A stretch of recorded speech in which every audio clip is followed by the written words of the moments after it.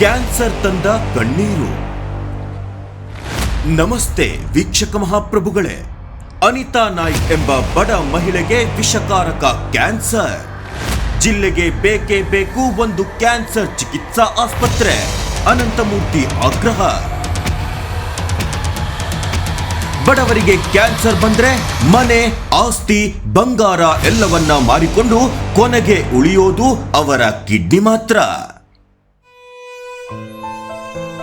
ನಾವೆಲ್ಲ ಹೇಳ್ತೀವಿ ಆರೋಗ್ಯವೇ ಭಾಗ್ಯ ಎಂದು, ಆದರೆ ಇಂದು ಅದು ಹಲವರಿಗೆ ಕನಸಿನ ಮಾತಾಗಿದೆ. ಪ್ರತಿನಿತ್ಯ ಆರೋಗ್ಯ ಸಮಸ್ಯೆ ಜೊತೆಗೆ ಹೋರಾಟ ನಡೆಸುತ್ತಾ ಇರೋ ಅದೆಷ್ಟೋ ಜನ ಇದ್ದಾರೆ. ಕೆಲವು ರೋಗಗಳು ಇಂದು ಬಂದು ನಾಳೆ ಹೋಗಿಬಿಡುತ್ತೆ. ಆದರೆ ಇದೊಂದು ಮಹಾಮಾರಿ ಬಂದ್ರೆ ಮಾತ್ರ ಆ ವ್ಯಕ್ತಿ ಆತ್ಮಸ್ಥೈರ್ಯ ಕಳೆದುಕೊಂಡು ಭಯದಿಂದ ತನ್ನ ಜೀವನ ಕಳೆದುಕೊಳ್ತಾನೆ. ಯಾವ ರೋಗ ಅಂತ ನಿಮಗೂ ಕೂಡ ಅರ್ಥ ಆಗಿರುತ್ತೆ. ಅದುವೇ ಕ್ಯಾನ್ಸರ್ ಮಹಾಮಾರಿ. ಈ ಒಂದು ಮಹಾಮಾರಿ ಕ್ಯಾನ್ಸರ್ ಬಂದ್ರೆ ಆ ವ್ಯಕ್ತಿಗೆ ಒಂದು ಕಡೆ ಭಯ, ಇನ್ನೊಂದು ಕಡೆ ಕ್ಯಾನ್ಸರ್ ಚಿಕಿತ್ಸೆಗೆ ತಗಲುವ ವೆಚ್ಚ ಭರಿಸಲಾಗದೆ ಒದ್ದಾಡೋದು ಸರ್ವೇ ಸಾಮಾನ್ಯ. ಮುಂಚೆ ಒಂದು ಕಾಲ ಇತ್ತು, ತಂಬಾಕು ತಿಂದ್ರೆ ಕ್ಯಾನ್ಸರ್ ಬರುತ್ತೆ ಅಂತ. ಆದ್ರೆ ಇಂದು ನೀವು ಯಾವುದೇ ದುಶ್ಚಟ ಮಾಡದೇ ಇದ್ರೂ ಕೂಡ ಈ ಮಹಾಮಾರಿ ಬರುತ್ತೆ. ಚಿಕ್ಕ ಪುಟ್ಟ ಕಂದಮ್ಮಗಳಿಗೆ ಕ್ಯಾನ್ಸರ್ ಬರ್ತಾ ಇರೋ ಕಾಲದಲ್ಲಿ ನಾವು ಇದ್ದೇವೆ.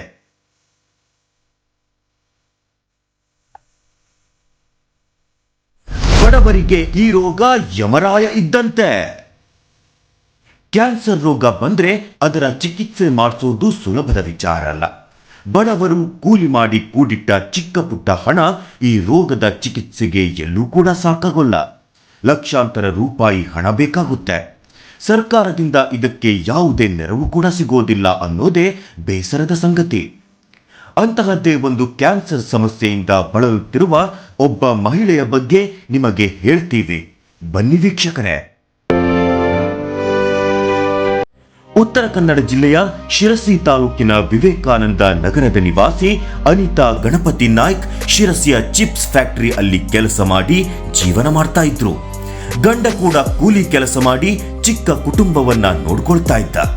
ಸುಖ ಸಂಸಾರದಲ್ಲಿ ಬಿರುಗಾಳಿಯಂತೆ ಬಂದೇ ಬಿಟ್ಟಿದ್ದು ಮಹಾಮಾರಿ ಕ್ಯಾನ್ಸರ್. ಹಲವು ದಿನಗಳಿಂದ ಕರುಳಿನ ಕ್ಯಾನ್ಸರ್ ಇಂದ ಬಳಲ್ತಾ ಇದ್ದಾರೆ. ಕಡು ಬಡತನದ ಈ ಕುಟುಂಬ ಸಹಾಯ ಹಸ್ತ ಚಾಚಿ ಅನಂತಮೂರ್ತಿ ಅವರನ್ನ ಭೇಟಿ ಮಾಡಿದ್ದರು. ನಂತರ ಅನಂತಮೂರ್ತಿ ಅವರು ಆಸ್ಪತ್ರೆಗೆ ಭೇಟಿ ನೀಡಿ ಅನಿತಾ ಅವರ ಆರೋಗ್ಯ ವಿಚಾರಿಸಿ ಆರ್ಥಿಕ ಸಹಾಯ ಮಾಡಿದ್ದಾರೆ.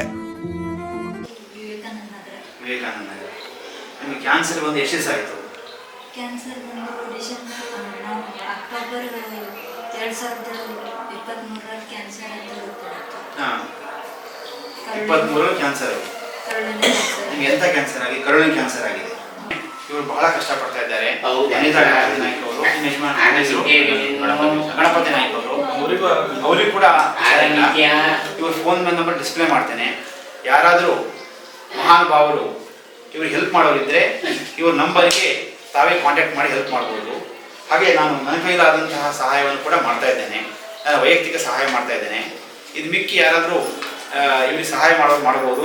ಬಹಳ ಕಷ್ಟರಿದ್ದಾರೆ. ಈಗ ಮಂಗಳೂರಿಗೆ ಹೋಗ್ಲಿಕ್ಕೂ ಕೂಡ ಅವ್ರ ಹತ್ರ ಹಣ ಇಲ್ಲ. ಮಂಗಳೂರಿಗೆ ಹೋದ್ಮೇಲೆ ಅವ್ರಿಗೆ ಯಾವುದೇ ರೀತಿಯ ಅಲ್ಲಿ ಸೌಲಭ್ಯಗಳು ಸಿಗ್ತಾ ಇಲ್ಲ. ಅದು ಕೂಡ ಹಣ ಬೇಕು ಆಪರೇಷನ್ ಮಾಡೋದಕ್ಕೆ. ಇನ್ನು ಹಲವಾರು ರೀತಿಯ ಆಪರೇಷನ್ ಇವರಿಗೆ ಆಗಿದೆ. ತುಂಬ ಕಷ್ಟರಿದ್ದಾರೆ. ದಯವಿಟ್ಟು ಅರ್ಥ ಮಾಡ್ಕೊಂಡು ಹೇಗಾದರೂ ಮಾಡಿ ಇವರಿಗೆ ಸಹಾಯ ಮಾಡಬೇಕು ಅಂತ ಕೇಳ್ಕೊಳ್ತಾ ಇದ್ದೇನೆ.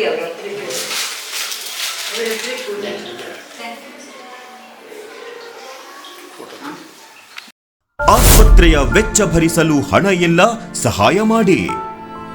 ಅನಿತಾ ಗಣಪತಿ ನಾಯ್ಕ್ ಅವರನ್ನ ಶಿರಸಿಯ ಮಾರಿಕಾಂಬಾ ಆಸ್ಪತ್ರೆಯಲ್ಲಿ ದಾಖಲು ಮಾಡಲಾಗಿತ್ತು. ಇಲ್ಲಿ ಕ್ಯಾನ್ಸರ್ ಚಿಕಿತ್ಸೆ ಮಾಡಲು ಸಾಧ್ಯವಾಗದ ಕಾರಣ ಮಂಗಳೂರು ಆಸ್ಪತ್ರೆಗೆ ದಾಖಲು ಮಾಡಲು ತಿಳಿಸಿದ್ದಾರೆ. ಸ್ವತಃ ಅನಿತಾ ಅವರ ಪತಿ ಮಾತಾಡಿ ಸಾರ್ವಜನಿಕರ ಬಳಿ ಸಹಾಯ ಹಸ್ತ ಕೇಳಿದ್ದಾರೆ. ನಾವು ಬಹಳ ಕಷ್ಟದಲ್ಲಿದ್ದೀವಿ. ನಮ್ಮ ಮನೆಯವರಿಗೆ ಕ್ಯಾನ್ಸರ್ ಆಗಿದೆ, ನನಗೂ ಸಹ ಆರಾಮಿಲ್ಲ. ನಾವೆಲ್ಲ ಸಾಲ ಮಾಡಿಕೊಂಡು ಚಿಕಿತ್ಸೆ ಮಾಡ್ತಾಯಿದ್ದೀವಿ. ಮಂಗಳೂರಿಗೆಲ್ಲ ಹೋಗಬೇಕು. ಈಗ ದಾನ ಸಹಾಯ ಮಾಡೋದಿದ್ರೆ ಮಾಡಿ. ಉತ್ತರ ಕನ್ನಡ ಜಿಲ್ಲೆಗೆ ಬೇಕು ಒಂದು ಕ್ಯಾನ್ಸರ್ ಚಿಕಿತ್ಸೆ ಆಸ್ಪತ್ರೆ. ನಮ್ಮ ಜಿಲ್ಲೆಯಲ್ಲಿ ಏನಾದರೂ ಕ್ಯಾನ್ಸರ್ ಬಂದ್ರೆ ನೇರವಾಗಿ ಮಂಗಳೂರು ಅಥವಾ ಹುಬ್ಬಳ್ಳಿ ಆಸ್ಪತ್ರೆಗೆ ಹೋಗಬೇಕಾದಂತ ಪರಿಸ್ಥಿತಿ ಇದೆ. ಅಲ್ಲಿ ಆಸ್ಪತ್ರೆ ಖರ್ಚು ವೆಚ್ಚದ ಜೊತೆಗೆ ಇಲ್ಲಿಂದ ಕರೆದುಕೊಂಡು ಹೋಗಲು ಆಂಬ್ಯುಲೆನ್ಸ್ಗೆ ಕೂಡ ಹಣ ಭರ್ತಿ ಮಾಡಬೇಕು. ಅಲ್ಲಿ ಊಟ ತಿಂಡಿ ಹಾಗೂ ಜೊತೆಗೆ ಇದ್ದವರ ವಸತಿ ಅಂತ ಬಡವರ ಬೆನ್ನಿಗೆ ಇನ್ನಷ್ಟು ಬರೆ ಬೀಳುವ ಪರಿಸ್ಥಿತಿ ಇದೆ. ಹಾಗಾಗಿ ನಮಗೂ ಒಂದು ಆಸ್ಪತ್ರೆ ಬೇಕು ಎನ್ನುವ ನಿಟ್ಟಿನಲ್ಲಿ ಅನಂತಮೂರ್ತಿಯವರು ಮಾರಿಕಾಂಬಾ ಆಸ್ಪತ್ರೆಯ ಡಾಕ್ಟರ್ ಆದ ಮಹೇಶ್ ಹೆಗ್ಡೆ ಅವರನ್ನ ಭೇಟಿ ಮಾಡಿ ಮಾತನಾಡಿದರು. ಸರ್ಕಾರ ಈ ಬಗ್ಗೆ ಗಮನ ಹರಿಸಿದರೆ ಮಾತ್ರ ಉತ್ತರ ಕನ್ನಡದಲ್ಲಿ ಆಸ್ಪತ್ರೆ ಸಾಧ್ಯ. ಆಸ್ಪತ್ರೆ ಅವಶ್ಯಕತೆ ಇದೆ ಎಂದು ಮಹೇಶ್ ಹೆಗಡೆ ವಿಶ್ವಂಬರ ಟಿವಿ ಮೂಲಕ ಸರ್ಕಾರಕ್ಕೆ ಮನವಿ ಮಾಡಿಕೊಂಡರು. ಆಸ್ಪತ್ರೆಯಲ್ಲಿ ಹಲವಾರು ಜನ ನಮ್ಗೆ ಗೊತ್ತಿರೋ ಪ್ರಕಾರ ಕ್ಯಾನ್ಸರ್ ಪೇಷಂಟ್ಗಳು ಬರ್ತಾರೆ. ಬಂದಾಗ ತಾವು ಸರಿಯಾದಂಥ ಸೌಲಭ್ಯ ಇಲ್ಲ ಅಂಥೇಳಿ ಮಂಗಳೂರಿಗೆ ಕಳಿಸೋದನ್ನು ಕಾಣ್ತೇವೆ. ಇಲ್ಲಿ ತಮ್ಮ ಅಭಿಪ್ರಾಯ, ಕ್ಯಾನ್ಸರ್ ಪೇಷಂಟ್ಗಳು ಯಾವ ರೀತಿ ಕಷ್ಟಪಡ್ತಾರೆ, ಇದಕ್ಕೆ ಯಾವ ರೀತಿಯಲ್ಲಿ ಅವರಿಗೆ ಔಷಧಿ ಸಿಗಬೇಕು, ಅದರ ಬಗ್ಗೆ ತಮ್ಮ ಅಭಿಪ್ರಾಯ ಕೇಳ್ತಾ ಇದ್ದೀನಿ. ಈಗ ಇತ್ತೀಚಿನ ದಿನಗಳಲ್ಲಿ ಈ ಕ್ಯಾನ್ಸರಿನ ಇನ್ಸಿಡೆನ್ಸ್ ಬಹಳ ಜಾಸ್ತಿ ಆಗ್ತಾ ಇದೆ.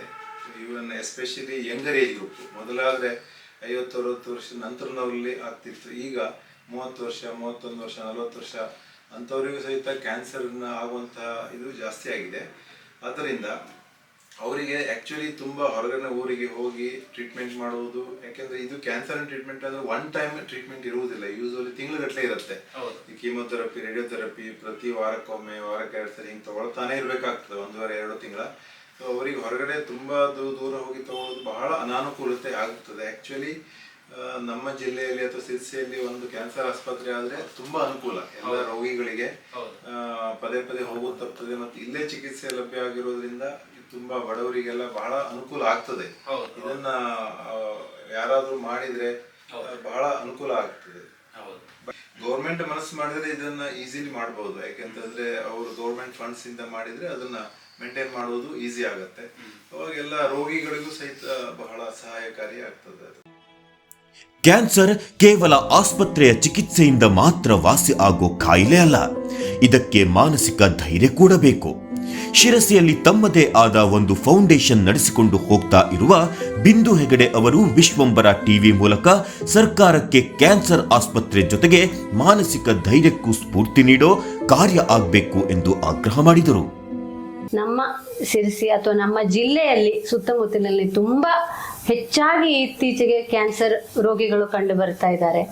ತೀರಾ ಇಂಟೀರಿಯಲ್ ಅಂದರೆ ಹಳ್ಳಿಗಳ ಪ್ರದೇಶದಲ್ಲಿ ಕ್ಯಾನ್ಸರ್ ಬಂದವರಿಗೆ 1ನೇ ಸ್ಟೇಜಲ್ಲಿದ್ದ ಗೊತ್ತೇ ಆಗೋದಿಲ್ಲ, ಏನೋ ಒಂದು ಅಂತ ತಿಳ್ಕೊತಾರೆ. ಒಂದು ವೇಳೆ ಗೊತ್ತಾದರೆ ಚಿಕಿತ್ಸೆಗೆ ಹೋಗ್ಲಿಕ್ಕೆ ದುಡ್ಡು ಇರೋದಿಲ್ಲ. ಇಲ್ಲಿಂದ ಮಂಗಳೂರು, ಶಿವಮೊಗ್ಗನೋ, ಹುಬ್ಳಿನೋ, ಧಾರವಾಡನೋ ತುಂಬ ಎಕ್ಸ್ಪೆನ್ಸಿವ್ ಆಗುತ್ತೆ ಅವರಿಗೆ. ಮತ್ತು ಅದ್ರ ಜೊತೆಗೆ ಅಲ್ಲೇ ಉಳಿಬೇಕು, ಒಂದಷ್ಟು ಟ್ರೀಟ್ಮೆಂಟ್ಗಳನ್ನು ತಗೋಬೇಕು. ಈ ಥರ ಸಿಚುವೇಶನ್ ಇರುವಾಗ ರೋಗಿಗಳನ್ನು ಗುಣಪಡಿಸೋದು ತುಂಬ ಕಷ್ಟ. ಆ ಕಾರಣದಿಂದ ನನ್ನೊಂದು ಕಳಕಳಿ ವಿನಂತಿ ಅಂದರೆ ಕೇಂದ್ರ ಸರ್ಕಾರದವರಲ್ಲಿ, ನಮ್ಮ ಜಿಲ್ಲೆಯ ರಾಜ್ಯ ಸರ್ಕಾರದಲ್ಲಿದ್ದವರಿರಲಿ, ನಮ್ಮ ಜಿಲ್ಲೆಯತ್ತ ಒಮ್ಮೆ ನೋಡಿ ನಮ್ಮಲ್ಲಿರುವ ಕ್ಯಾನ್ಸರ್ ಕಾಯಿಲೆ ಎಷ್ಟು ಉಲ್ಬಣ ಆಗಿದೆ ಅಂತ ಒಂದು ತಿಳ್ಕೊಂಡು ಇಲ್ಲಿ ಜಿಲ್ಲೆ ಒಳಗಡೆನೆ ಎಲ್ಲ ರೋಗಿಗಳಿಗೆ ಅನುಕೂಲವಾಗುವಂತೆ ಒಂದು ಹಾಸ್ಪಿಟ್ಲನ್ನು ತೆರೆದು ಅಥವಾ ಅವರಿಗೆ ಅನುಕೂಲವಾಗುವಂತಹ ಬೆಲೆಯಲ್ಲಿ ಅಥವಾ ಚಿಕಿತ್ಸಾ ದರಗಳನ್ನು ಕಡಿಮೆ ಇಟ್ಟು ಹಲವಾರು ಕ್ಯಾನ್ಸರ್ ಪೇಷಂಟ್ಗಳನ್ನು ರಕ್ಷಣೆ ಮಾಡಬೇಕು ಅಂತ ಕಳಕಳಿಯಿಂದ ಕೇಳ್ಕೊಳ್ತೇನೆ. ಸರ್ಕಾರ ಇತ್ತ ಗಮನ ಹರಿಸಿ ನಮಗೂ ಜೀವ ಇದೆ, ಕುಟುಂಬವಿದೆ, ಇನ್ನು ಎಷ್ಟು ದಿನ ಅಂತ ನಾವು ಮಂಗಳೂರಿಗೆ, ಬೆಂಗಳೂರಿಗೆ ಅಂತ ಆಸ್ಪತ್ರೆಗೆ ಓಡೋದು? ನಮಗೂ ಒಂದು ಸುಸಜ್ಜಿತ ಕ್ಯಾನ್ಸರ್ ಆಸ್ಪತ್ರೆ ಬೇಕು. ವೀಕ್ಷಕರೇ, ನಿಮ್ಮ ಕೈಲಾದಷ್ಟು ಅನಿತಾ ಅವರಿಗೆ ಸಹಾಯ ಮಾಡಿ. ನೇರವಾಗಿ ಸ್ಕ್ರೀನ್ ಮೇಲೆ ಕಾಣಿಸುತ್ತಾ ಇರೋ ನಂಬರ್ ಮೂಲಕ ಅವರನ್ನ ಸಂಪರ್ಕ ಮಾಡಿ. ನೀವು ಕೊಡುವ 1 ರೂಪಾಯಿ ಹಣ ಕೂಡ ಅವರ ಜೀವ ಉಳಿಸೋಕೆ ಸಹಾಯ ಆಗುತ್ತೆ. ಧನ್ಯವಾದಗಳು. ವೀಕ್ಷಕ ಮಹಾಪ್ರಭುಗಳೇ, ನಮ್ಮ ಚಾನಲ್ ಅನ್ನು ಸಬ್ಸ್ಕ್ರೈಬ್ ಮಾಡಿ, ಶೇರ್ ಮಾಡಿ, ಪ್ರೋತ್ಸಾಹಿಸಿ.